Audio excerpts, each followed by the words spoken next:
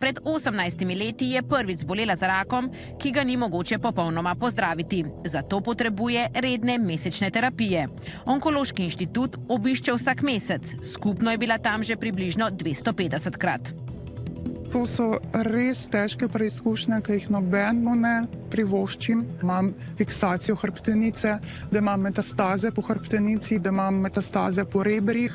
Imaš glavobole, lahko tudi zaradi aplikacij terapij, tako da res to je morje stranskih učinkov, sploh po desetletjih ali pa letih zdravljenja. Ker so bile dolge in naporne vožnje zanjo prava nočna mora in ker se ni želela voziti desetine kilometrov po okoliških vaseh, medtem ko so reševalci odlagali druge paciente, je raje počakala na prevoz v Novem mestu, kamor se je pripeljala sama.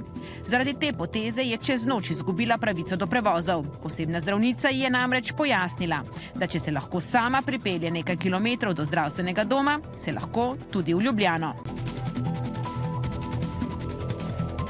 To so res težke stvari, da se potem še z logistiko ukvarjaš, tako bolan, da prideš na zdravljenje, ki ti dejansko omogoča podaljšanje življenja.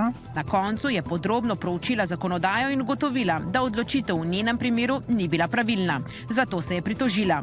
Na koncu je od internista onkologa prejela pisno mnenje, da se nikakor ne sme voziti sama na terapije.